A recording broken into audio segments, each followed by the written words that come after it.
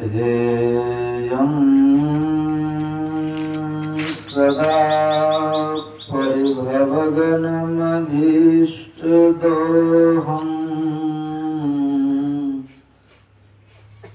तीर्थास्पदं शिवविरञ्चिनुतं शरण्यम् मृत्युहारतिहं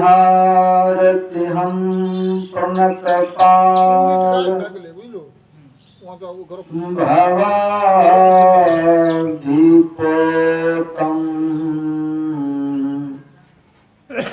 वन्दे महापुरुषते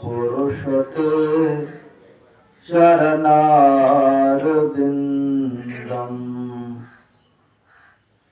आदि गुरुदेव अनादि गुरुदेव अनंत गुरुदेव अखिल गुरुदेव शरण गुरुदेव शरण गुरुदेव श्री गुरु महाराज चरणारविंद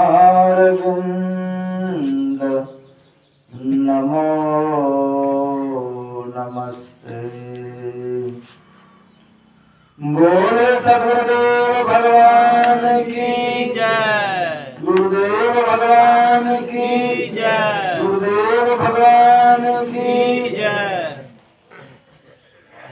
अखिल विश्व ब्रह्मांड नायक परम पिता परमात्मा सद्गुरुदेव के चरणों में कोटि नमन। मंचस्थ विज्ञजन, उपस्थित धर्म प्रेमी सज्जनों, भक्तिमती माताओं एवं आदरणीय ग्रामवासियों, हम लोग उपनिषद से ऋषियों की वाणी श्रवण कर रहे थे कि मनुष्य जन्म जन्म में जितने पाप किए और उस पाप के कारण पहाड़ खड़ा हो गया, और बहुत योजन तक फैला हुआ मनुष्यों का पाप है। यह पाप आपका कोई भी समाप्त नहीं कर सकता है, क्योंकि आपका है। और सब पाप अलग अलग तरह के होते हैं। कुछ पाप जो है हम लोग पाठ करते हैं, संतवाणी का पाठ करें, उसी से मिट जाते हैं। कुछ पाप है, कुछ दान कर दिए, उसी से मिट गया। कुछ पाप है, पूजा किए, उससे मिट गया। कुछ जप किए, मिट गया। कुछ गंगा स्नान किए, मिट गया। सब पाप नहीं मिटता है। कुछ पाप है संतों के दर्शन से मिट जाता है। फिर भी जो मजबूत पाप है, वह पाप इन बाह्य प्रक्रिया से मिटने वाला नहीं तो हम गंगा स्नान कर लेते, निष्पाप हो जाते। सत्संग कर लेते, निष्पाप हो जाते। थोड़ा बहुत दान कर लेते, निष्पाप हो जाते। बैठ करके जप कर लेते, पाप रहित हो जाते। तो सब पाप नाश नहीं होता है इस बाह्य कर्मों से, थोड़ा थोड़ा। जो क्लिष्ट पाप है, इसके लिए आपको अंततः ध्यान करना ही पड़ेगा, कोई उपाय नहीं। तो एक सूखा पाप है, एक गीला पाप है।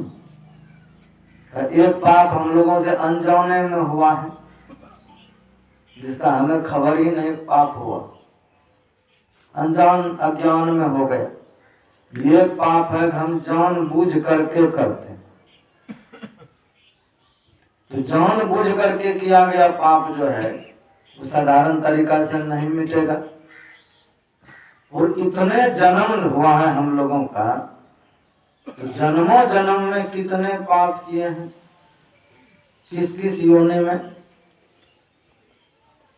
तो पाप हम लोगों ने कम नहीं किए हैं, उसी पाप का परिणाम है कि आज हम तम गर्भ में है, पाप के गर्भ में फंसे हुए, अज्ञानता के मध्य में बसे हुए हैं। और बाहर से कितना भी ज्ञान ध्यान की बात सुन लें, हमें ज्ञान नहीं होता है। ये उधार ज्ञान होता है, शास्त्रों के द्वारा सुना हुआ ज्ञान होता है।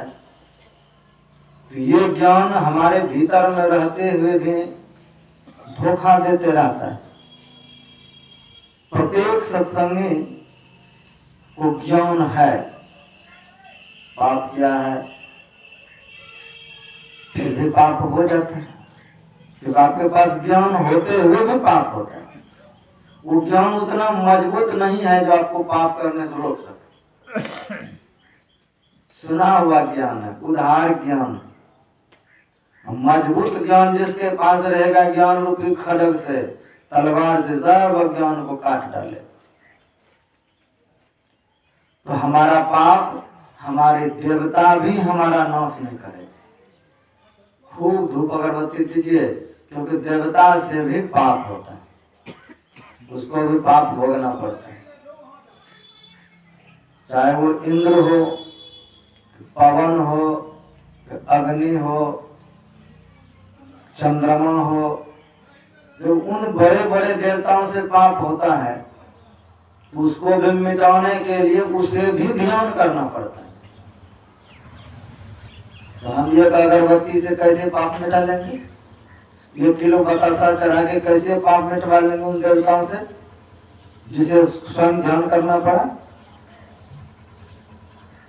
स्वर्ग लोक की चर्चा सुनिए कि एक बार देवराज इंद्र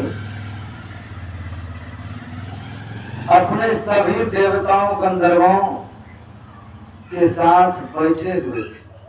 अप्सरा इत्यादि देवलोक का जितने समाज हैं सब बैठे हुए थे, और अप्सराएं मंच पर नृत्य कर रही, नाच रहे थे। और उसी मध्य में देवताओं के गुरु बृहस्पति जी महाराज आए। और बृहस्पति जी महाराज जब आए, उस स्वर्गलोक में प्रवेश किया, तो इंद्र जो गद्दी पर बैठे थे, देखा कि गुरुदेव आ रहे हैं, जान गया उनकी खड़ों की आवाज से कि मेरे गुरुदेव आए हैं। सोचा गुरुदेव आए हैं और अभी पूरा रंगारंग प्रोग्राम हो रहा है, अब उठ करके मैं गुरुदेव की सेवा सत्कार में लगूंगा, ये नाच का जो मजा है निरस हो गया। इसीलिए वो ऐसे बैठे रहे अनजान तरीका से कि गुरुदेव हमें पता नहीं कर पाए। बहुत देर तक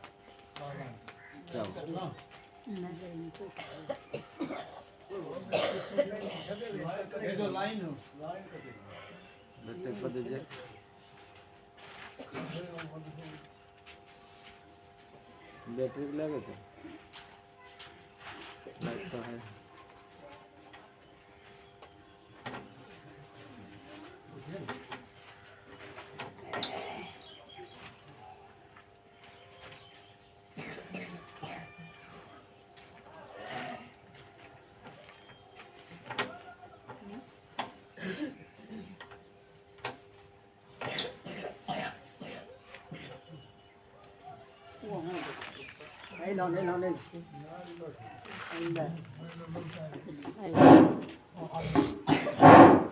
श्री सदगुरु महाराज की।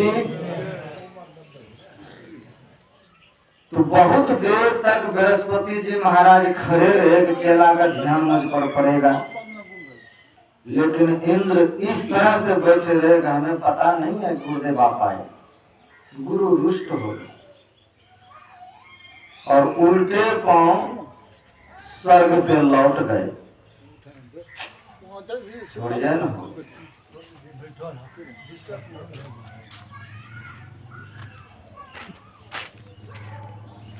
तो कहते हैं उल्टे पारे बृहस्पति जी महाराज लौट गए और अप्सराओं का नृत्य जब समाप्त हुआ तब इंद्र को होश आया, करे गुरु जी तो रूठ करके चला गया। तो वह भी वहां से गए गुरुदेव के आश्रम पर, देखें गुरु महाराज का क्या हाल है। तो आश्रम जब जाते हैं तो गुरुदेव बृहस्पति जी महाराज घमंडी इंद्र के उस स्वर्ग को त्याग करके आलोकित हो गए। सोचा जब चेला इतना घमंडी हो जाए तो फिर वहां जाना आना ठीक नहीं। जो आदर ही ना करे, सम्मान ही ना करे, तो ऐसा चेला किस काम का। बृहस्पति जी महाराज स्वर्ग से आलोकित हो गए, जाओ तुमको जैसे करना है करो। तो इंद्र ने बहुत ढूंढा अपने गुरु को, उनके कुटिया पर गए, नहीं मिले। फिर ब्रह्मा जी के पास जाके कहते हैं, हे ब्रह्मा जी, मेरा गुरुदेव रूठ के चला गया है, अब मैं स्वर्ग कैसे चलाऊं। ब्रह्मा जी ने बहुत डांट लगाया कि तुम ऐसे गलती करते क्यों, गुरु रूठ जाए, तुम जानो अब क्या करोगे।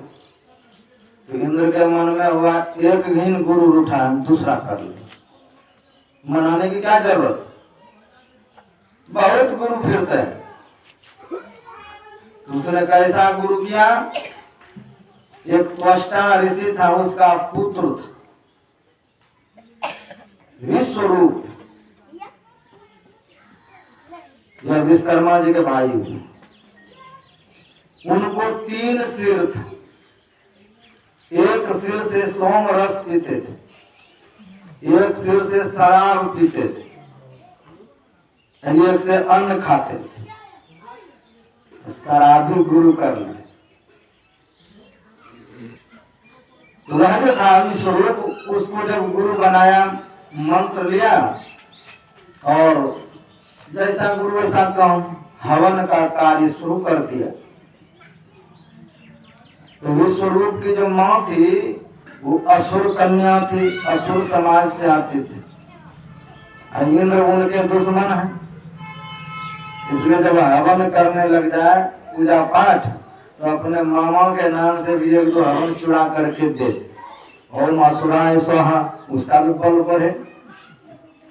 तो जब देखा कि अरे ये मेरे शत्रु के नाम से भी पूजा पाठ कर देता है, तो इंद्र को आया क्रोध। क्रोध में अपने गुरु के 3 सिर को काट, 3 सिर जब काट दिया तो गुरु हत्या का पाप लगा उसको, भयंकर। तो जब पाप लगा तो उसका तेजहीन हो गया, इंद्र का काला शरीर पड़ गया। सप्त ऋषिगण कहते हैं कि हे इंद्र, अब तुम गद्दी पर बैठने लायक नहीं हो, इसलिए या तो पाप मिटाने के लिए तुम कोई उपाय करो। तो कहा उपाय क्या करूंगा, मैं तो देवता हूँ, किसी को बांट देता हूँ अपना पाप। देवता में सामर्थ्य था कि इंद्र ने वह पाप बांट दिया, उसके बदले में लालच दिया। तो कहा 4 जनों को अपना पाप बांटा। पहला पृथ्वी को दिया। पृथ्वी में जो ऊसर भूमि है, जहाँ किसी भी हालत में कुछ उपजता नहीं है, का वो ब्रह्म हत्या का ही प्रतीक है, पृथ्वी को दिया। और लालच दिया, तुमको कितना भी कोई खोदेगा तुम स्वतः भर जाओ। दूसरा वृक्ष को दिया, और वृक्ष में जो देखते हैं गोंद निकलता है, जीव सब में कितना निकलता है, वही वो प्रतीक है का तुमको काटेगा फिर तू पाप फेर देगा। तीसरा जल को दिया, जल में जो झाग है का वो झाग रूप जो है उसी पाप का प्रतीक है, इसलिए झाग को हटा के पानी लेना चाहिए नदी से। का जितना पानी निकालेंगे उतना वो भरता जाएगा। चौथा, स्त्रियों को प्रदान किया। भागवत में आया कि मां से प्रदर्शित है। जो ब्रह्म हत्या का प्रतीक है, जो मां से माह नहीं दिखता है, कि वह अवस्था बहुत अशुद्ध है। उस अवस्था में आप किसी को भोजन बना के नहीं दे सकते, किसी प्रतिमा, किसी धर्म ग्रंथ को नहीं छू सकते, किसी पर पुरुष का दर्शन नहीं कर सकते। बहुत नियम बताया गया है। तो 4 को अपना इंद्र ने पाप बांट को दिया, और बांटने के बाद फिर वो स्वच्छ हो गए, और जब स्वच्छ हो गए तो फिर इंद्र गंदी पर बैठे। तो विश्व रूप का जो पिताजी था, त्वष्टा ऋषि, तो वो विचार करने लगे, एक तो मेरे पुत्र को इंद्र ने गुरु बना लिया, और गुरु बना करके फिर उसकी हत्या कर दी। कितना बड़ा अधर्म किया। मैं ऐसा पुत्र अब जन्म दूंगा जो इंद्र को मारने वाला हो, इंद्र को भी मार डाले। और उसी क्रोध में यज्ञ करने बैठ गए। और संस्कृत भाषा में थोड़ा सा अगर गलती हो जाए तो अर्थ का अनर्थ निकल जाता है। एक चित्त, चिंता, चिता, थोड़ा थोड़ा का अंतर है, सबका अलग अलग अर्थ हो जाता है। तो संस्कृत पाठ अगर आप शुद्ध नहीं कर सकते हैं तो बिल्कुल मत कीजिए, नहीं तो इसका अर्थ गलत होगा, भाव अलग होगा, परिणाम अलग हो जाएगा। इसलिए गोस्वामी जी लिखते हैं कि ऐसा ब्राह्मण जो है सोचने योग्य है। सोचिए, विप्र जो वेद विहुना, जिसको वैदिक ज्ञान नहीं है, जो संस्कृत नहीं पढ़े हैं, उसको संस्कृत पढ़ने का, उनसे श्राद्ध कराने का, विवाह कराने का, अन्य पूजा पाठ कराने का कोई हक नहीं। क्योंकि वो कुछ से कुछ बोलेगा और संग ठोकेगा, इससे परिणाम क्या होगा? विवाह करेंगे जीवन जीने के लिए, वहां अलगाव होगा। घर बसाएंगे जीने के लिए, वहां कुछ से कुछ होगा।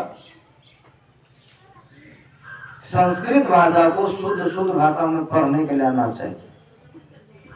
वो क्रोध में जो था, चाह रहा था कि ऐसे पुत्र में जन्म दूं जो इंद्र को मार सके, लेकिन बोलने में जिभ्या फिसल गई। इसका परिणाम हुआ कि इंद्र से मरने वाला पुत्र पैदा ले लिया। आज पुत्र जब पैदा लिया तो बड़े ही भयंकर, उसका नाम विश्वरूप पड़ा। का पिताजी क्या आज्ञा है? कहा जाओ इंद्र को मार डालो, इसने तुम्हारे भाई को मारा। तो इंद्र से जब युद्ध करने गए तो इंद्र के हाथ में जो वज्र था, उस वज्र का उसको सामना करना पड़ा। और जैसे वज्र को उसने देखा, उनको देखने मात्र से उसमें भक्ति जग गई, क्योंकि वह जो वज्र था किसका था? वो वज्र किसका बना हुआ था? दधीची ऋषि के हड्डी से, महात्मा के हड्डी से बना। जैसे उसके तरफ देखा तो उसमें भगवत दर्शन हुआ उस वज्र में। और भगवत दर्शन जब हो गया तब तो बीच युद्ध में हाथ जोड़ करके खड़े हो गए, क्योंकि हड्डी तो महात्मा का था। महात्मा का हड्डी का दर्शन करने मात्र से उसमें भक्ति जगती, अपार भक्ति जगती। और वो भूल गया कि मैं युद्ध करने के लिए आया हूँ, और वहीं हाथ जोड़ करके प्रार्थना करने लगा, हे परमात्मा दासानुदास, अगर मुझे आप अपना दास नहीं बना पाते हैं तो कम से कम आपका जो दास है, आपका जो संत है, उन महापुरुषों को हमको दास बना दीजिए। दासानुदास, रोहिदास न सुने। और फिर भक्ति मांगने लग गया, हे प्रभु मेरा अगर जन्म हो दुनिया में, मैं जहां रहूं, जिस हालत में रहूं, आपका स्मरण करता रहूं, आपका जप करता रहूं। कैसे जप करूं? किस तरह से आपका नाम स्मरण करूं?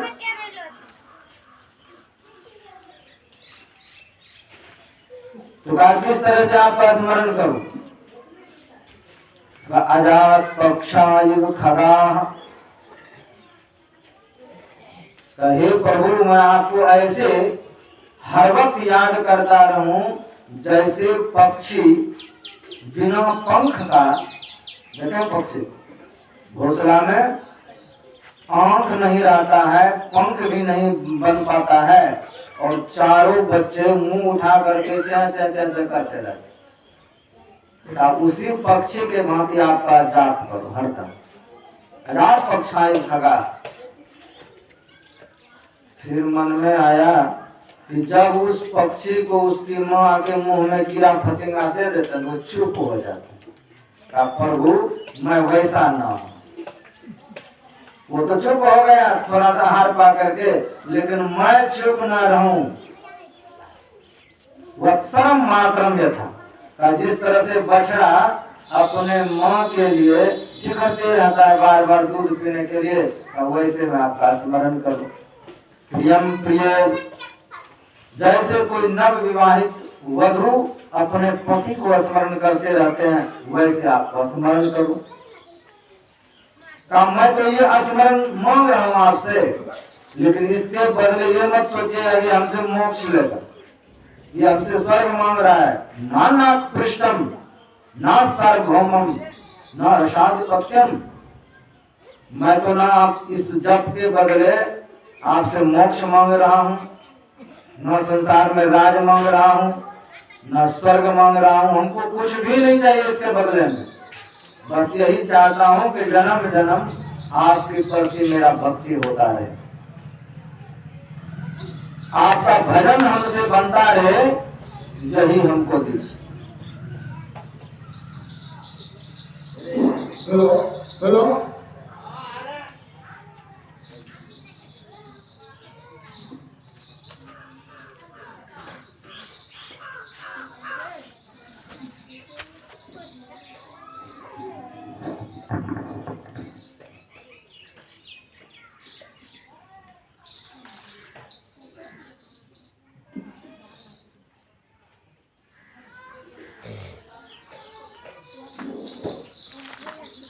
श्री सद्गुरु महाराज की।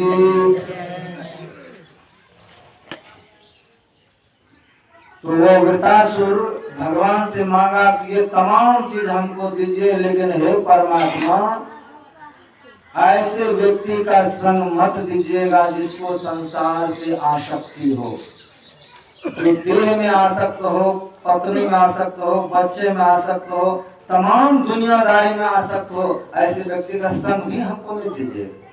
बस दासानुदासा भुक्तास्मि, अपने संतों का हमको दास बना लीजिए। इतना भगवान से मांगा, और मांगते हैं तुरंत उसमें असुर भाव जग गया और कहा इंद्र अब तुम लड़ो हमसे, कितना लड़ते।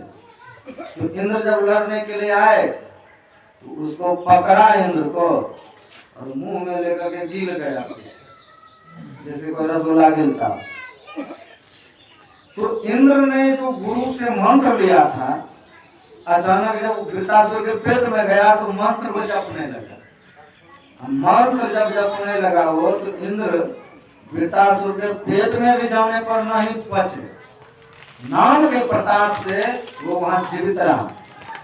और जो वज्र हाथ में था, उस वज्र से उसके कुक्षी का भेदन करने लगा। भेदन करते करते एक वर्ष में वृतासुर का पेट फाड़ करके इंद्र बाहर आए तो पुनः उसको भयंकर पाप का सामना करना पड़ा। इस बार बिल्कुल काला शरीर भूत की तरह इंद्र हो गया। अब वो जिसे पूछे कि मैं आपको अपना पाप बांटना चाहता हूँ, आप ले लो, इसके बदले में आपको बहुत कुछ दे रहा हूँ, कोई लेने के लिए तैयार नहीं। कहा जिसने जिसने तुम्हारा पाप लिया है उसकी दुर्दशा है, इसलिए हम तुम्हारा पाप नहीं लेंगे, तुम कुछ भी दे दो, हम तुम्हारा किया गया पाप क्यों लें। तो इंद्र अपने पुराने गुरु के पास जाना चाहे वो भी ना मिले, कोई उपाय भी ना मिले, सोचा अब कोई रास्ता नहीं है भजन करना, तो इंद्र आश्रम छोड़ दिया। कोई उसको इंद्र रूप में देखना भी नहीं चाहता था, गद्दी पर बैठने भी देना नहीं चाहता था। ये इंद्र अब राजा लायक नहीं है, पापी हो गया, काला भूत हो गया। तो पाप तेजहीन कर देता है। तो इंद्र गद्दी छोड़ करके, स्वर्ग का गद्दी छोड़ करके धरती पर आए, और धरती पर जब आए तो मान सरोवर, जो हम लोगों का मान सरोवर कहाँ चला गया, चाइना वाला ने छीन लिया, युद्ध करके वो मान सरोवर ही छीन लिया आपने, और दूसरे देश में चला गया। ये आजादी से पहले मान सरोवर भारत में था, और नेहरू जी के कमाल में वो चला गया, मान सरोवर छीन लिया। इतना वो दिव्य मान सरोवर है हिमालय के ऊपर में, जिसमें स्नान करने मात्र से, जिसका पानी पीने मात्र से कितना खूबी है उसमें, उसी में इंद्र जल में जाकर के प्रवेश किया, और उसी जल में भीतर में बैठ करके और अपना आसन लगा करके ध्यान करने लगे। तो ध्यान करते करते 12 वर्ष बीत गए हैं। 12 वर्ष बीता ध्यान करते करते। तो ध्यान जब करने लगा तो धीरे धीरे उसका शरीर का रंग बदलने लगा। रंग बदलते बदलते पुनः वो अपने दिव्य चेहरा जब उसको प्रकट हुआ, पाप सब मिट गया, तब वो फिर इंद्र गद्दी के लायक बना। जिस देवता के भरोसे हम बैठे हैं कि पाप करेंगे उसको बतासा चढ़ा देंगे, पाप मिटेगा, उसका ये हाल, उसका वो हाल है। चंद्रमा को पाप लगा तो धरती पर आकर के सोमनाथ मंदिर उसके प्रताप से बना, उसने वहां ध्यान किया, वो भी 12 वर्ष, तब उसका पुष्टि ठीक हुआ। तो पाप के बदले में दुख रोग है, ये आपको सताता है, परेशान करता है, ये आपका देवता नहीं छुड़ाएगा, आपका दान नहीं छुड़ा पाएगा, कोई नहीं छुड़ाएगा, आपकी गंगा मैया भी नहीं छुड़ा पाएंगे।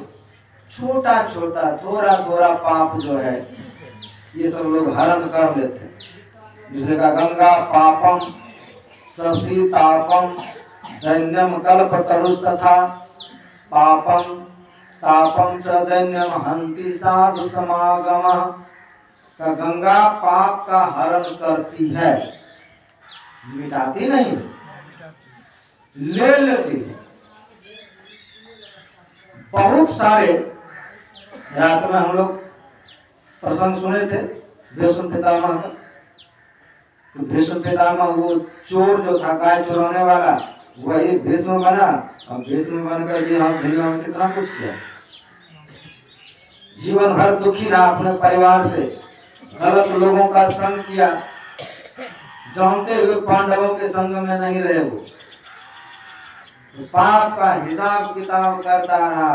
वो कौन था? वो गंगा मैया का बेटा। उसका जो पाप था वो पाप नहीं मिटा, जो स्वजन्म पहले किया हुआ था।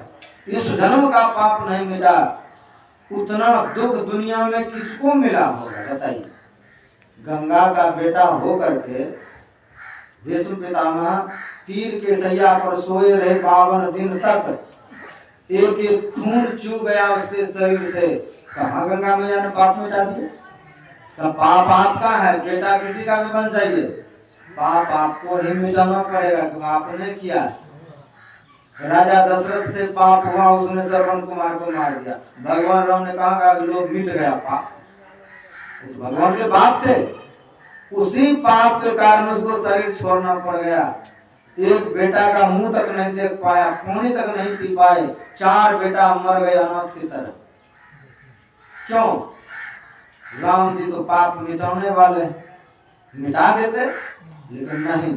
चाहे बाप हो, भैया हो, पत्नी हो, सबको अपना पाप अपने से मिटाना पड़ेगा। दुनिया में कोई किसी का पाप नहीं लेगा। ये पलटूदास जी महाराज क्या कहते हैं? अपने अपने करनी, अपने अपने पास। पत्नी खूब भक्तिन है, पत्नी खूब ध्यानी है, तो अपना उसका अपना जीवन है, वो अपना दिव्य जीवन कर लेगा। अगर पति पापी अधर्मी है तो दोनों का रास्ता अलग अलग है, दोनों अलग थलग पड़ जाए। बेटा खूब पापी है, बाप पुण्यात्मा है, दोनों का रास्ता अलग अलग है वहां से। इसलिए पलटू साहब क्या कहते हैं? अपने अपने कर्म अपने अपने साथ, अपने अपने साथ करे तो आगे पावे। बाप की करने बाप, पूत के पूते पावे, खसम की करने खसम, जोर के जोरू पलता, अपने करने से जीव सब पार उतरता। नेकी बदी है संग, संग ये जई है कोई नहीं जाएगा दूसरे के साथ। पलटू करने और के नहीं, और के माथ, दूसरे के माथ में नहीं जाएगा पाप आपका। तो वहां ना तो पति बचाएगा, ना बेटा बचाएगा, ना धन बचाएगा। अपनी ही करने से आपको पार उतरना पड़ेगा, दूसरे के नहीं आपको नहीं बच पाएंगे। इसलिए अपना अपना धर्म को मजबूती से पकड़िए। ऐसा नहीं कि बेटा खूब धर्म कमा रहा है तो मेरा उद्धार हो जाएगा, बिल्कुल नहीं। उससे आपका बचा रहेगा, लेकिन आप उनके बल पर कैसे उद्धार हो जाएंगे?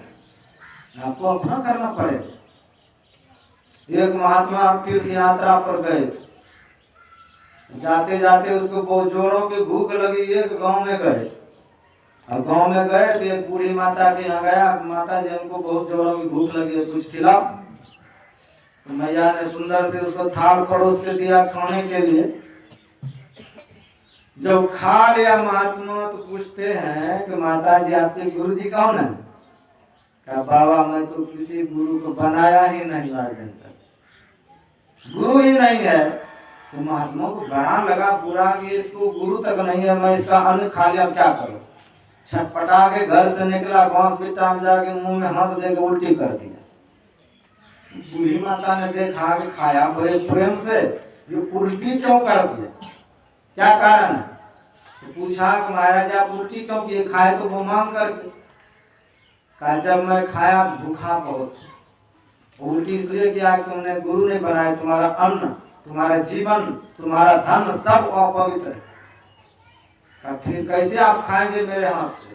कहा जब तुम नाम लोगे, दीक्षा लोगे, भजन करोगे, दान करोगे, तो दान देने से धन पवित्र होगा, जप करने से जिह्वा पवित्र होगी, भजन करने से जीवन पवित्र होगा तुम्हारा। तो हमको दीक्षा दे दीजिए, लेकिन मेरे यहाँ खा के जाइए। तो बूढ़ी माता ने दीक्षा लिया, दीक्षा लेकर के नाम जपते हुए पवित्रता पूर्वक भोजन बनाए। भोजन बना करके महात्मा जी को खिलाया। तो उनका जो पति था वो बिल्कुल नास्तिक प्रकृति थे। जो महात्मा जी चले गए, वर्ष में एक बार वो बूढ़ी माता सत्संग करा, तो अपने पति को कहते गुरु महाराज कल आने वाला है, दीक्षा आप भी ले लीजिए, दोनों प्राणी दीक्षा लेंगे और आराम से अपना जीवन बिताएंगे। अरे ले लेंगे, कभी भी क्या हड़बड़ी। तो टालम टूली करते हुए 2-4 साल ले गया। महात्मा जी सालों साल आते रहते, एक बार मन बना लिया चलो इस बार हम गुरु धारण कर ही लेते हैं। तो भोरे भोर गया गंगा स्नान करने, गंगा स्नान करके उधर से आ रहे कांपते हुए, एक गांव का कोई पंडित जी मिल गया और कहा अरे तुम तो कभी गंगा स्नान नहीं करते, तो आज कैसे कर लिए? कहा मेरे यहाँ महात्मा जी आए हैं और दीक्षा लेने की बात है, इसलिए आज मैं गंगा स्नान करके आया हूँ, दीक्षा लेने जा रहा हूँ। पंडित ने कहा तुमको पता है मोर कितना खराब है, दीक्षा लोगे सीधे नरक में जाओगे, ऐसा गलती से भी नहीं करना काम दीक्षा लेने के बाद। डर के मारे पुनः गंगा किनारे बैठ करके वहीं कांपे और रह गए। देखा महात्मा जब चले गए होंगे तब लौट करके घर आए। घर जब आया तो महात्मा जी तो चले ही गए और कुछ दिन के बाद बूढ़ा मर गया।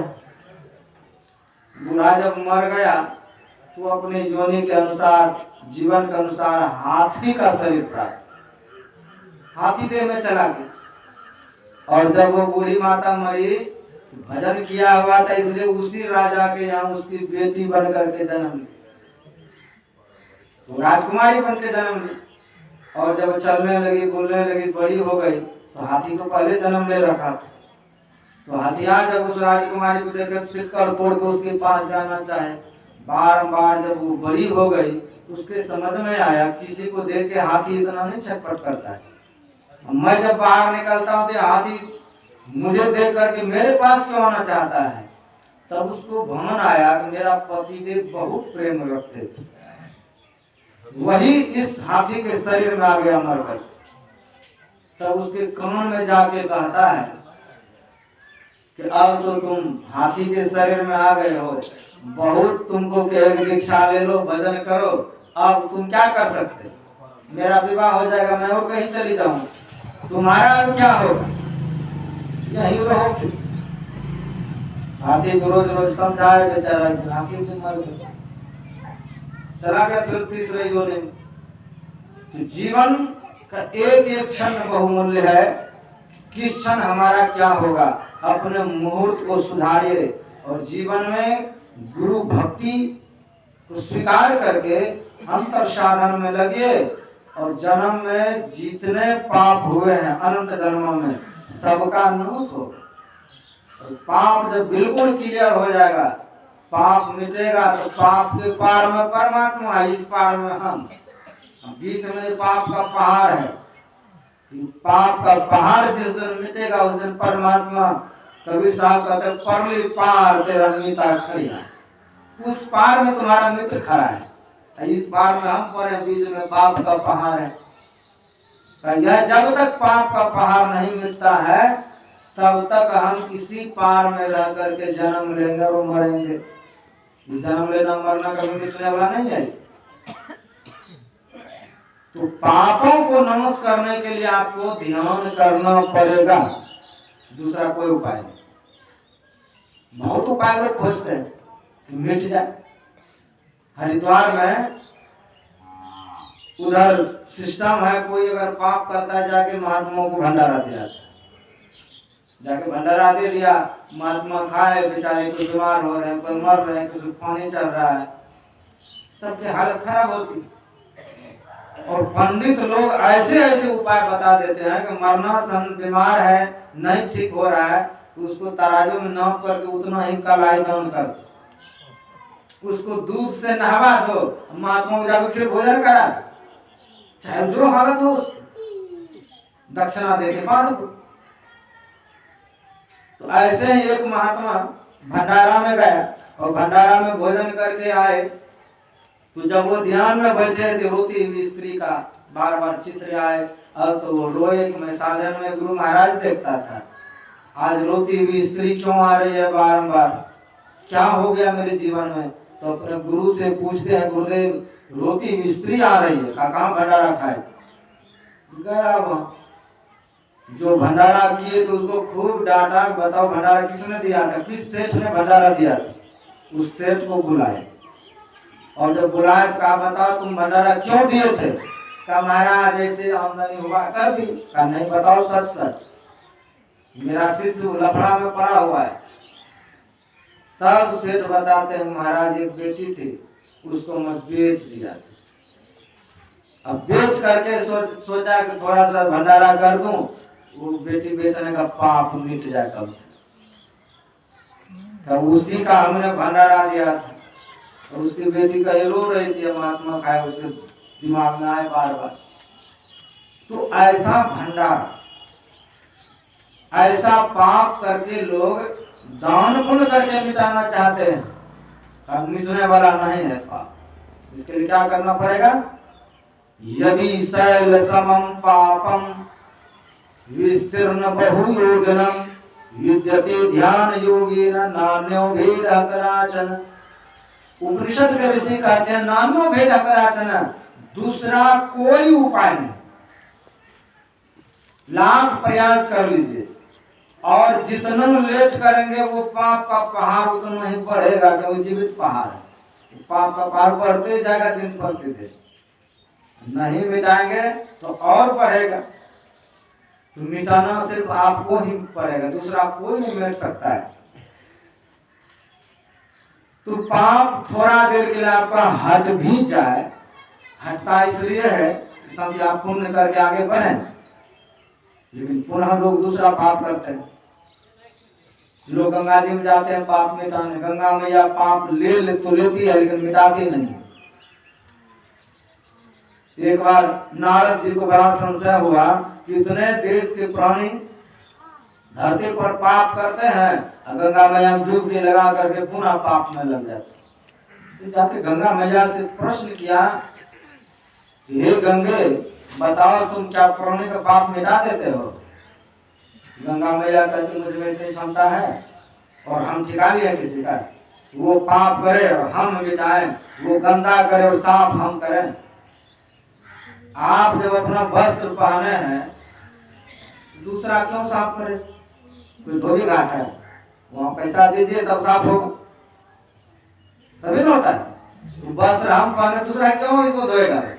हम काया रूपी कपड़ा पहने हैं, हम पाप कर रहे हैं, दूसरा देवी देवता क्यों डूब लगाए और साफ हो गए? ऐसे कैसे होगा? का हम पाप किसी का मिटाते नहीं है। हाँ, गंगा हूँ, पतित पावनी मेरी नाम है, तो जो डुबकी लगाते हैं पाप तत्काल उतार लेता। वो बहती बहती जाके मैं अपने स्वामी को सौंप देता हूँ, अपने समुद्र। तो नारद जी सीधे समुद्र के पास गए, इन प्राणियों का पाप आप लेते हैं, गंगा मैया आपको जो ला करके पहुंचाती है, आप क्या करते हैं उसको? कहा हमें भी ताकत नहीं है उसके पाप को नाश कर। तो आप करते क्या है? पानी के सहारे में बादल को सौंप देता, सब पाप वो बादल ले लेता है। बादल को पूछा आप क्या करने का? मैं पुनः धरती पे बरसा देता। धरती को पूछा, धरती ने कहा मैं अन्न के द्वारा पुनः वापस कर देता। इसलिए जिसका जो पाप है अन्न के द्वारा आया, जिस अन्न में आपका नाम है वो घूम फिर करके आपके पास आए। चाहे विदेश में बारिश हो जाए, विदेश का अन्न देखते हैं, जब यहाँ जरूरत पड़ता है सरकार विदेश से सामान यहाँ मंगा लेते हैं। विदेशियों का पाप यहाँ का गेहूं चावल विदेश भेज देते, फिर वो कंट्रोल के द्वारा घर घर तक वो पहुंचा दिया जाता है। तो जिसका जो पाप है वो अन्न दूसरे के मुंह में जाएगा ही नहीं, आप ही को वो खाना पड़ेगा। खाए और भयंकर बीमार पड़े, अरे मैं तो ठीक ठाक था, खाए थोड़ा सा बीमार पड़े, पाप आ गया। तो नित्य प्रतिदिन पाप हमारे पास लौट लौट के आ रहा है, हम नए पाप भी कर रहे हैं, पुराना तो बढ़ ही रहा है। इस हालत में कैसे होगा? तो बाह्य सिर्फ कर्मों से चाहेंगे हमारा पाप बिल्कुल मिट जाए, हम पवित्र हो जाएं, स्वच्छ हो जाए, नहीं होगा। आंख बंद करके देखिए वो पाप का पहाड़ पड़ा हुआ है, इसको छेदना पड़ेगा, इसको नाश करना पड़ेगा। रज्जब जी महाराज कहते हैं कि पाप रूपी पाला जो है कब गल गया? का दादू दिन कर देख, का दादू रूपी गुरु देख करके, दादू रूपी सूर्य देख करके, जैसे सूर्य उदय होता है तो पहाड़ जो होता है बर्फ का धीरे धीरे पिघल जाता है। का भीतर में जिसने प्रकाशमयी गुरु को देख लिया, आपका गुरु कैसा है? गुरु कैसा है आपका? आपको पूछा जाए आपका राम कैसा है तो आप धनुषधारी बताएंगे, शिव पूछा जाए त्रिशूलधारी बताएंगे, कृष्ण पूछा जाए तो बांसुरी वाले बताएंगे, और गुरु पूछेगा गुरु कैसा है, कैसा बताएंगे? बड़ा बड़ा दाढ़ी मोछ है, कुर्सी पर बैठा, ये नहीं है। हम लोग रोज स्तुति गाते हैं, तुमरे ज्योत स्वरूप तुमरे धुन रूपा परखत रहूं निष्दिन। गुरु कैसा है? ज्योति स्वरूप है, का जिस दिन ज्योति स्वरूप गुरु का आपने दर्शन किया, ज्योत का काम क्या है? बर्फ को गलन। ये पापों का जो पहाड़ है भीतर में, कहा दारू दिन कर देख, उस गुरु रूपी सूर्य को देखकर सब पाप धीरे धीरे पिघलने लगे। और पिघलते पिघलते सब पानी हो जाएगा, सब पाप नष्ट हो जाएगा। सामने परमात्मा, हमारे ऊपर से अंधकार का पट मिट जाएगा, प्रकाश का पट मिट जाएगा, शब्द का पट मिट जाएगा। ये त्रैपट हटेगा, हम आगे बढ़ेंगे। लेकिन इस पट को हटाने में समस्या है। जिनके द्वारा हटेगा वो बहुत चंचल है, वो हमारी दृष्टि। संसार के चकाचौंध में इतने रहे हैं। अब गर्मी के दिन में जैसे मृग को तृष्णा लगती, प्यास लगती है, मृग तृष्णा। गुरु महाराज कहते मृगवारिशम सभी प्रपंचन विषय सब दुख रूप है। मृग को जब प्यास लगती है जंगल से बाहर निकलता, बाहर जैसे वो आते हैं देखते नजर भर पानी है, पूरा बालू लगता है पानी के तरह। तो उसको पानी समझ करके मृगा दौड़ती है, अब पानी आ गया, अब पानी आ गया। पानी कभी आती नहीं, पानी है ही नहीं। बालू में प्रकाश के कारण पानी भासता है और मृगा दौड़ते दौड़ते दौड़ते दौड़ते अंत में बालू में मर करके वहीं पर समाप्त हो जाती है। उसको कहते हैं मृग तृष्णा। गुरु महाराज कहते हैं मृगवारी सम, ये संसार मृग का वारी है, पानी है। संसार जैसे मृग को दिखता है घास, ये पानी है, ऐसे मनुष्य को लगता है सुख है। किसी को लगता है धन में सुख है, तो धन कमाते कमाते कमाते मर गए। क्या हाथ में करोड़ों इकट्ठा किए और सीधे मर गए। जहां भी जाएंगे किसी को लगता है पद में सुख है, तो पद को पाने के लिए क्या नहीं करता है। पद के लिए, प्रतिष्ठा के लिए जाते जाते आखिर उसी पद के लिए प्राण गंवा देता है।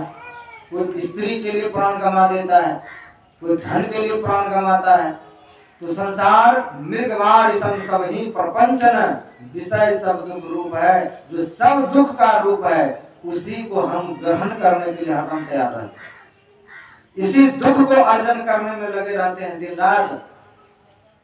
और फिर अचानक गुरु मिलता है कि ध्यान करो, तो हम आंख बंद करते हैं, भीतर में घोर अंधकार दिखाई देता है।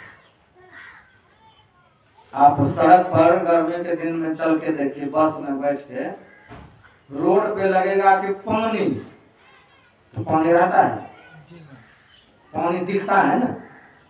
और जब नजदीक जाएंगे तो लगेगा तो पानी रहेंगे, बस पर से पानी दिखाई देता है रोड पर। तो गर्मी के कारण अलकतरा और गर्म होता है, जिसके कारण वही से पता चलता है रोड पर पानी कहाँ से आ गया, बस से दिखाई देता, चमकने लगता है पानी के तरह का। उसी तरह संसार चमकता है, संसार चमकता है। और झूठ संसार में सत्य हमको लगने लग जाता है। क्यों लगता है? का जैसे सूर्य की रोशनी किसी सीपी पर पड़ जाए तो लगता है अरे चांदी का। उसी तरह परमात्मा सब में है, इसलिए लगता है सब सुख में है। सब धन को पकड़ो, धन से सुख, जो भी संसार के वस्तु व्यक्ति स्थान है सब में सुख मिलता है। उसी सुख को पाने के लिए आदमी आगे दौड़ते दौड़ते एक दिन मर जाता है, सुख मिल ही नहीं पाता, समाप्त हो जाता है। मन चंचल है, इस चंचल मन को क्या करें जो स्थिर हो जाए। भगवान श्री कृष्ण अर्जुन को उपदेश करते हैं कि अर्जुन तुम इस मन को स्थिर करके भजन में लगाओ। तो अर्जुन कहते हैं प्रभु हमें आप कहेंगे कि हवा का कोट भी पहन दो हम पहन देंगे, लेकिन मन इतना बिखरा हुआ है इसको समेटना मुश्किल है। तो भगवान कहते हैं मुश्किल नहीं, बस युक्ति चाहिए। अभ्यास तो कौनते वैराग्य जो क्रियते का, दो चीज से मन आपका सिंचेगा। खूब अभ्यास कीजिए तो मन सिंचे, वैराग पूर्ण होकर के ध्यान में बैठिए। संसार में मैं और मेरे गुरुदेव के अलावा कोई नहीं दुनिया में, बस दो ही। हम हैं हमारे गुरुदेव। इतना वैराग को लेकर के ध्यान में बैठिए और दृढ़ता से अभ्यास कीजिए। तो अभ्यास करते करते आपका मन धीरे धीरे स्थिर होगा। जब आप ध्यान में बैठेंगे बिल्कुल सीधा होकर के, तो आपकी सांस की गति अपने आप धीरे धीरे धीमी हो जाएगी। और सांस की गति जैसे जैसे धीमी होता जाएगा ऐसे आपका दृष्टि, आपका मन सब धीरे धीरे शांत होता जाएगा। तो जब शांत होगा तो आपका जो चित्त है, चित्त में जो अनंत तरंग उठ रहा है, तो वो तरंग भी धीरे धीरे शांत होगा। नदी किनारे सब लोग बसे हैं इधर, जब जोरों के आंधी तूफान उठती है देखते हैं नदी में कैसा नाव डूबने लगता है, लगेगा अब ना डूबेगा, अब ना डूबेगा, इतना उसमें हीरो उठता है, इतना तरंग उठता है, नाव पर डुबा दे। पहले तो गंगा जी कोसी और बड़ी बड़ी थी तो बांस भर चलते रहता है, थोड़ा सा हवा लगने से तूफान उठ जाता था नदी में। तो हवा की गति से नदी में लहर उठता है जोरों की का, उसी तरह हमारे शरीर में सांस की गति जितना तीव्र होगा उतना आपका मन चंचल होगा, उतनी आपकी दृष्टि चंचल होगी। और जितना धीरे धीरे सांस कम होता जाएगा, धीमी पड़ेगा, वैसे तरंग भी शांत होगा। भगवान श्री कृष्ण कहते हैं यथा दीपो, जैसे दीपक जला के आप रख दी और जब हवा नहीं लगा है दीपक में तो लौ जाएगा आकाश की तरफ। क्यों जाएगी? क्योंकि दीप में जो अग्नि जल रही है वो सूर्य का अंश है, तो अपने सूर्य के तरफ जाना चाहते हैं दीपक की लौ, इसको उल्टा दीजिए फिर दीपक की लौ सूर्य की तरफ जाता है। ये लौ जो है सूर्य से, इसका जन्मदाता कौन है? अग्नि सूर्य से प्रकट होती है। सूर्य मिट जाए तब मोची चलाएंगे तो अग्नि प्रकट नहीं होगी। तो जब तक सूर्य है तब तक अग्नि, और अग्नि भी कब जलती है? जब हवा मौजूद हो। जहाँ हवा नहीं है वहाँ अग्नि भी नहीं चल सकती। चलेगी इंजन में खूब तेल दे दीजिए और उसका सांस लेने वाला होता है समय सर बंद कर दीजिए, स्टार्ट होगा वो अभी हवा लेता है तब इंजन स्टार्ट होता है, उसको बंद कर दीजिए इंजन बंद। दीपक जला के किसी चीज से ढक दीजिए बुझ जाएगा, क्योंकि हवा से वो भी चलता है। तो हवा सांस से हमारा जीवन है, इसको कहते हैं प्राण आयु। हमारा प्राण यही ऑक्सीजन है जो सांस ले रहे हैं, इसका नाम है प्राण आयु। तो प्राण आयु जैसे जैसे धीमे होता जाएगा उसी तरह से आपका चित्त में स्थिर होता जाएगा। तो जिस तरह से दीपक की लौ सूर्य की ओर आकाश की ओर बढ़ता हुआ दिखाई देता है क्योंकि उसका अंश है। हम लोग किसका अंश है? परमात्मा के। तो परमात्मा के अंश होकर के माया की तरफ क्यों भाग रहे हैं? ये गंगा जी, गोदावरी, यमुना, ये किसका अंश है? का ये समुद्र का अंश है। जब पहाड़ से निकलती है तो दौड़ती दौड़ती भागती है किधर? समुद्र की तरफ, क्योंकि उसको वहीं शांति मिलेगी अपने पति से मिलकर। ये पानी को इतना भास है मुझे शांति कहाँ मिलेगी, दौड़ करके उधर जा रही। अग्नि को इतना भास है कि हमको सूर्य की तरफ जाना है, नीचे नहीं रहना। उसकी लौ उधर पाती है, आप मिट्टी है, इसका एक ढेला उठाइए और आकाश की ओर फेंकिए, जाएगा आकाश में, नीचे की ओर लौट करके आती है, क्योंकि इसका अंश है। हम लोग आरती में पढ़ते हैं तुलसी अलल, अलल का शब्द आता है। अलल पक्षी के तरह जैसे उसने संसार में आकर के पुनः लौट गया, तो उसी अलल पक्षी के तरह हमारा जीवन होना चाहिए, जो शून्य में रहता है। और इतना बड़ा आकाश अंडा शून्य में देता, धरती की तरफ गिरने लगता। इतना बड़ा ही आकाश है जो अभी तारे का कई तारे का रोशनी जो ऊपर से चलाते धरती पर नहीं आ पाए। बताइए, इतना स्पीड से प्रकाश की गति है, धरती पर अभी तक उसकी रोशनी नहीं आ पाई। इतना बड़ा ही आकाश है। तो पक्षी अंडा शून्य में देता, वो गिरने लग जाता है। तो रास्ते में इतना देर होता है, इतना दिन से गिरता है कि अंडा परिपक्व होता, फिर बच्चा निकलता, फिर वो धरती की तरफ गिरने लगता और नीचे आते आते पंख हो जाता है इतने दिन में। तब तक फिर देखता है मैं कहाँ गिरे हुए जा रहा हूँ, संसार की ओर दृष्टि दौड़ाता है। तो ना तो मेरे माँ है ना यहाँ मेरे पिताजी हैं, मैं कहाँ गिरते हुए जा रहा हूँ। तो सारे संसार को अपने दृष्टि से अवलोकन करते हुए तुलसी अलल कैसे कैसे आते गाते हैं, तन को जैसे त्याग देते हैं। कौन? अलल पक्षी जैसे संसार में आया, देखा कि यहाँ कोई मेरा नहीं है, तो फिर लौट गया, संसार को त्याग दिया। का उसी तरह से हम तन त्याग देख ले अपने दृष्टि से संसार में मेरा कौन है, अपना कौन है। फिर जब नहीं मिलेगा मेरा अपना कोई नहीं है, सब तो मिटने वाले हैं, इसी तरह तन को उलट करके त्याग दीजिए, अंदर की ओर बढ़ जाइए और शून्य आकाश में चले जाइए जहां से आप नीचे गिरे। कहां से गिरे हैं? निःशब्द की ओर यात्रा कीजिए, संसार में वहां से लौटने का प्रयास कीजिए, अंतर्मुखी हो जाइए, आंख बंद कर लीजिए और जिस रास्ते से नीचे गिरे हैं उसी रास्ते से लौट जाइए। किस रास्ते से गिरे हैं? सुषुम्ना के मार्ग से। गुरु महाराज कहते हैं तू उतर प्रयोत्तम माही पीब निःशब्द। तो हम जिस रास्ते से जैसे जैसे नीचे उतरे हैं कब उसी रास्ते से पुनः वापस लौटे। यही हमारे जीवन का सबसे निराला ढंग है, हम जैसे उतरे। कहते संत कहते हैं गिरि पर्वत की मछली भवसागर आया। जो ऊंचे शिखर में बसने वाले मछली थे भवसागर में आ गया। और यहाँ क्या है? जम बंसी लगाया, जमराज ने बंसी लगा करके रखे। तो जमराज ने हमारे लिए कौन कौन बंसी लगा के रखा है? एक रूप, दूसरा रस, शब्द, गंध, स्पर्श। ये 5 तरह के बंसी लगाए हैं। रूप देखने में अच्छा लगता है और जाके हम फंस जाते हैं, गंध अच्छा लगता है हम जाके फंस जाते हैं। ये 5 तरह के बंसी। मछली को हम लोग आटा तो दिखाते हैं, उसको कांटा दिखाई देता है, कांटा में कांटा लगा हुआ है। आटा खाने के लोग में जाते और मछली फंस करके मर जाती है। उसी तरह हम लोग 5 तरह के बंसी लगे हुए हैं, उनमें फंस करके अंत में मर जाते हैं। संसार में जहां जाना था वही छूट जाता है।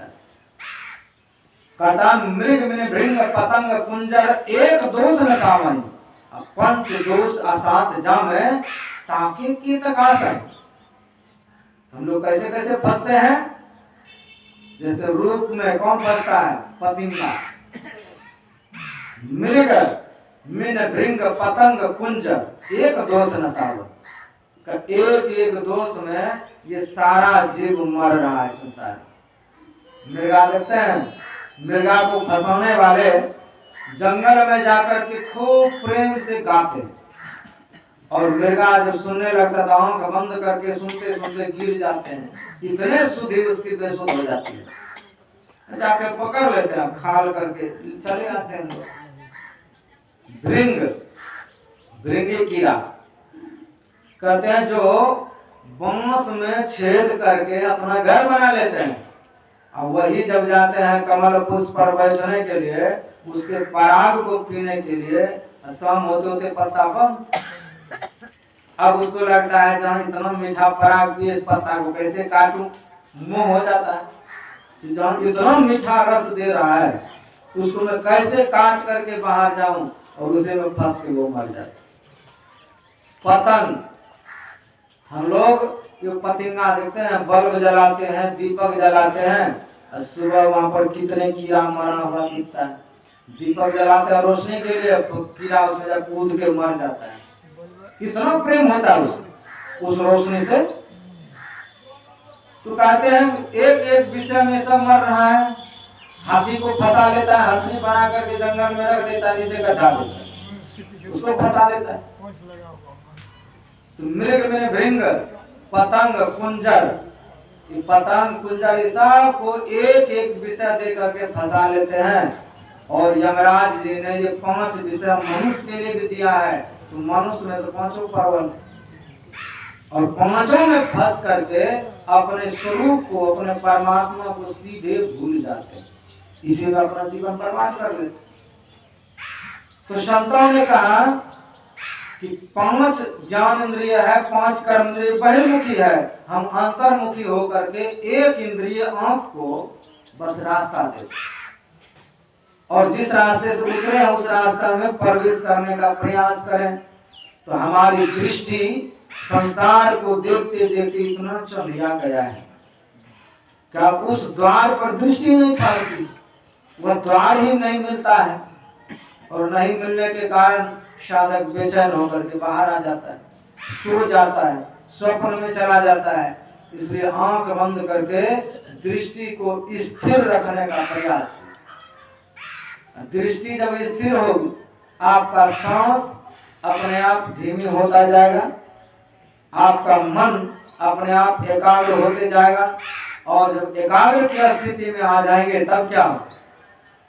ध्यान जो है, ध्यान में कितना शब्द है? पहला है ध्व अक्षर। ध्व अक्षर कौन सा अक्षर है? तो थो दो ध्व, 4 अक्षर हुआ। चौथा अक्षर है, उसके बाद है यो। यो कौन सा अक्षर है? पहला अक्षर है ना।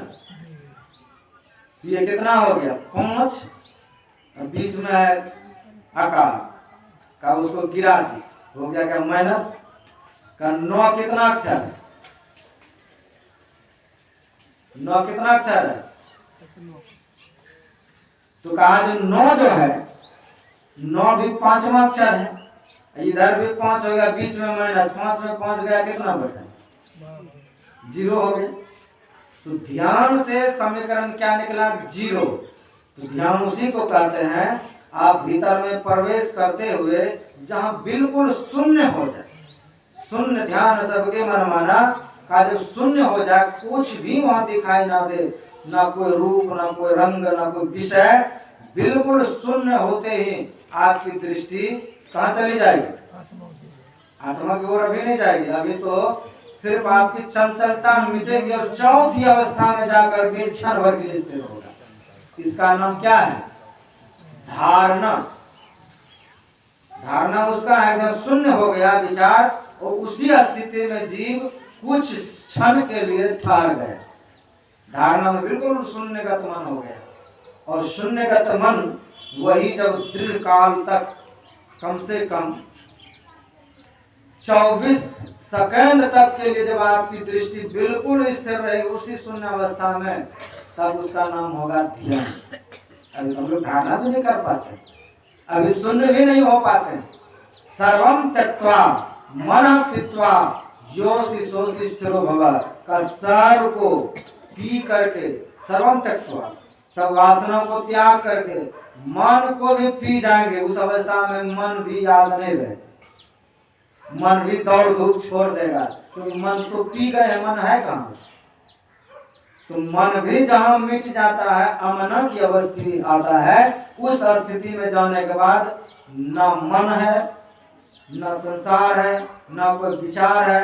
विचार शून्य अवस्था का नाम है बिल्कुल, जहाँ कोई किसी का, भगवान तक का कोई नाम निशान नहीं, वहाँ कुछ भी नहीं। वो चौथी अवस्था है, मन में बिल्कुल लहर नहीं उठ रहा है, एक अक्षर भी नहीं, थोड़ा सा भी दृष्टि हिलडोल नहीं कर रही है। तो उस अवस्था में जब जाएंगे, कैसी अवस्था है?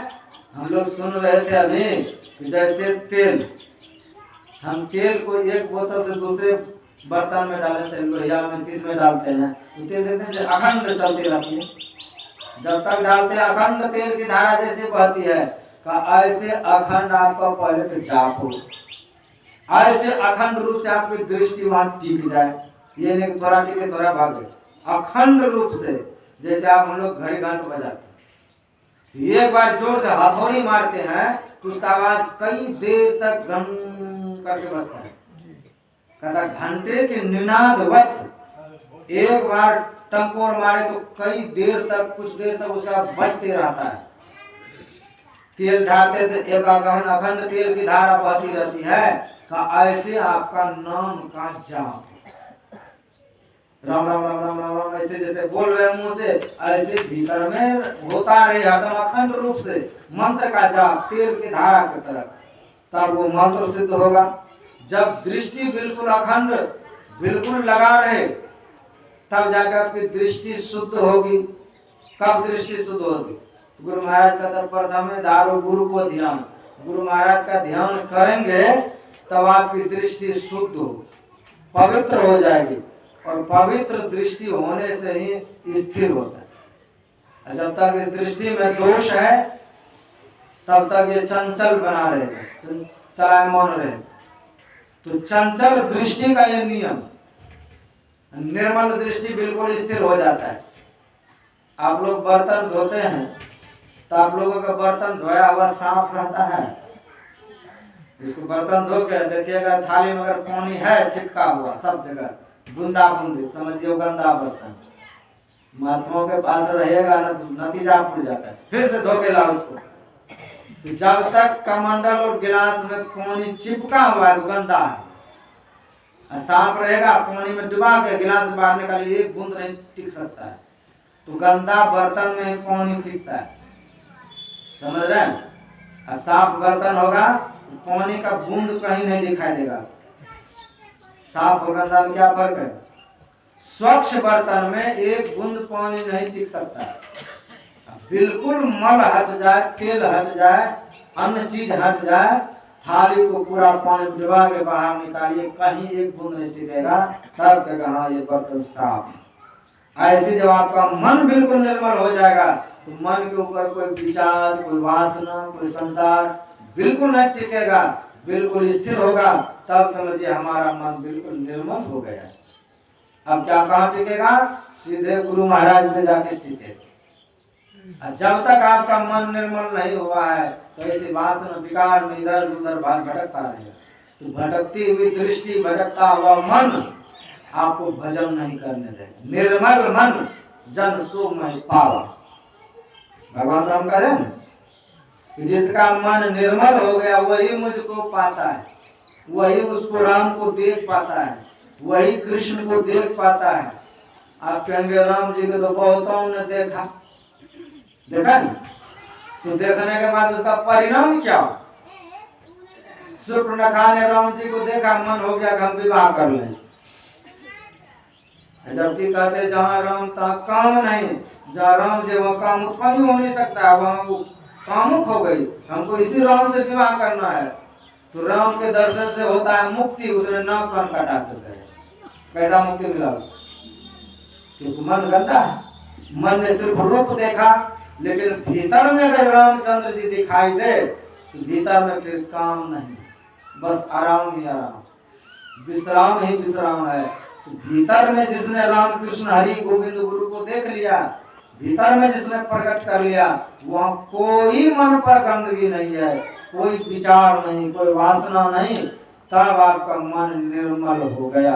आपने इतना दिन जो सत्संग किया, जाप किया, ये समझिए बर्तन धो रहे हैं, अपने मन को साफ कर रहे हैं। जिस दिन बिल्कुल मन साफ होगा उस दिन मन में कुछ भी नहीं रहेगा, मन शून्य गता। तो ध्यान किसको कहा? का ध्यान का अर्थ ही है शून्य हो जाना, जहाँ पर कुछ भी नहीं बचा है। ऐसी स्थिति में जब आप पहुंचेंगे तब आपका मन बिल्कुल साफ होगा, दृष्टि सम्मुख लगेगी। और का सुषुम्नाम यदा योगी, कितना देर तक? अभी तो बाहर है। सुषुम्नाम यदा योगी लियति नीर क्षीरवत, सुषुम्नाम यदा योगी संलग्नो लवण अम्बवत, का जैसे दूध और पानी मिल जाता है तो अलग करना मुश्किल है, का उसी तरह आपकी दृष्टि सुषुम्ना में मिल जाए, नमक और पानी की तरफ घुल जाए। बिल्कुल जब घुल जाएगा उसमें तो उसी का स्वरूप हो जाता है। क्षणार्धम अपि तिष्ठति, आधा क्षण भी अगर ठहर गया तो आपके मन बिल्कुल अमना में बदल जाएगा। मन उल्टे तो सूरत का हाल, ये सूरत हो जाएगा। सूरत से हम प्रकाश का दर्शन करेंगे, वहां भी बदल जाएगा, ये निरत हो जाएगा। तो परमात्मा सूरत निरत के पार है। तो यही मन हमारा सूरत बनेगा, यही निरत बनेगा। इसी मन का लीला सब है। इसलिए का मन ही मनुष्याणाम कारण बंध मोक्ष का मन ही ऐसा चाबी है। तो उल्टा घुमाइए तो बंद हो गई हम अंधकार मंडल में, फिर उसको दूसरी तरफ घुमाइए तो खुल गया किवाड़, आगे बढ़ जाइए। तो मन रूपी चाबी हमारा सदैव उल्टा ही घूम रहा है, जिसके कारण ताला लगा हुआ है, जिसके कारण हम इस यम के घर में बंदी हुए पड़े हैं। तो मन का चाबी को इसको थोड़ा घुमाइए, बायां से दायां की तरफ घुमाइए ताकि ये द्वार खुल जाए। तो चाबी पहले मिलेगा तब ना। कई लोग बिना चाबी के चाहते हैं कि हम खोल करके चले, वो ताला टूटने वाला नहीं है। गुरु नानक देव जी महाराज कहते हैं जिसका गृह, ये तल किसका है?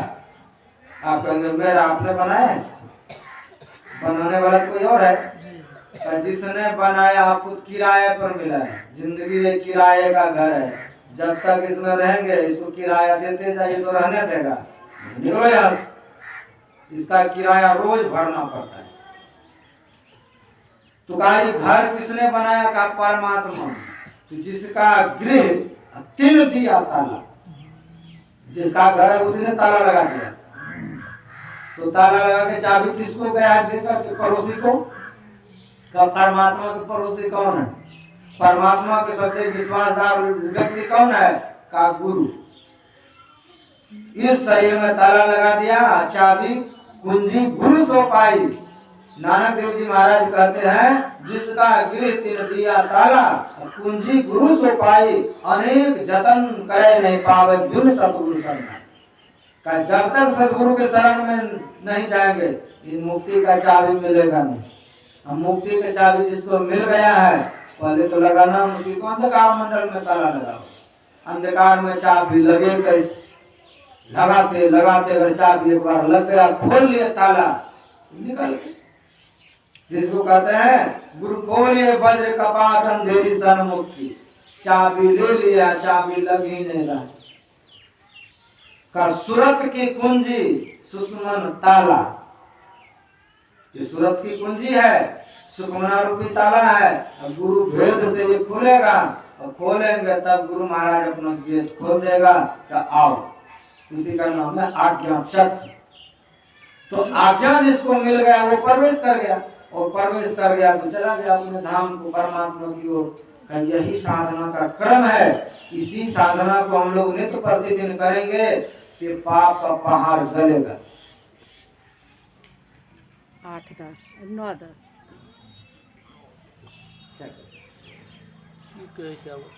1 घंटा और 1 घंटा। श्री सद्गुरु महाराज की जय। भजनियों ही से मनमना सत्संग की बात है।